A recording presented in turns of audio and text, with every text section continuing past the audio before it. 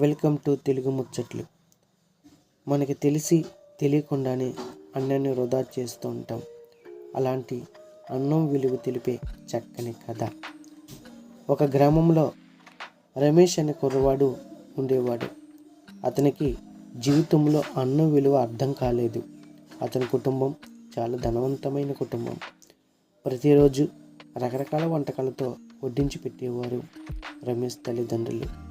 కానీ రమేష్ చాలా నిర్లక్ష్యంగా ఉండేవాడు అన్న విషయంలో.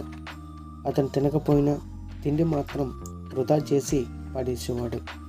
ఒకరోజు రమేష్ తండ్రి రమేష్కి గుణపాఠం నేర్పించాలని నిర్ణయించుకున్నాడు.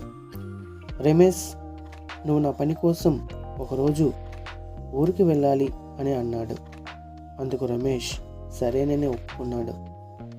తండ్రి అతనిని ఆ ఊరిలోని ఒక వ్యవసాయ కూలీతో పాటు పనికి పంపాడు. రమేష్ ఆ రోజు పొలంలో పనిచేయడం మొదలుపెట్టాడు. బాగా ఎండలో చెమటలు కక్కుతూ కష్టపడి పనిచేశాడు.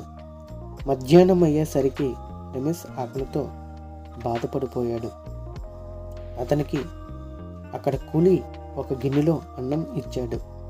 అది బాగా రుచిగా లేదు. కానీ అయినప్పటికీ ఆకలితో ఉన్న రమేష్ ఆ అన్నం దేవుడిచ్చిన ప్రసాదంలా తిన్నాడు. రాత్రి ఇంటికి వచ్చిన రమేష్ తండ్రితో మాట్లాడుతూ ఇలా అన్నాడు. నాన్న, ఆ ఒక్కరోజు నాకు పెద్ద గుణపాఠం వచ్చింది. రైతులు, కూలీలు ఎంతో కష్టపడి ఆహారం సంపాదిస్తున్నారో చూశాను. నేను ఇప్పటి వరకు అన్నం విలువను చాలా నిర్లక్ష్యం చేశాను. ఇప్పుడు అర్థమైంది అన్నాడు రమేష్. అతను ఆ రోజు నుంచి తినే అన్నం ఒక గింజ కూడా వృధా చేయకుండా చూసుకుంటూ ఇతరులకు కూడా ఆ పాఠం చెబుతూ మొదలుపెట్టాడు. ఆహారం అనేది నిత్యావసరం. దాని వెనుక ఉన్న కష్టం, విలువ గుర్తుపెట్టుకోవడం మనందరి బాధ్యత. ఒక గింజైనా వృధా కాకుండా చూసుకోవడం మన బాధ్యత. Thank you so much. Please subscribe Telugu ముచ్చట్లు.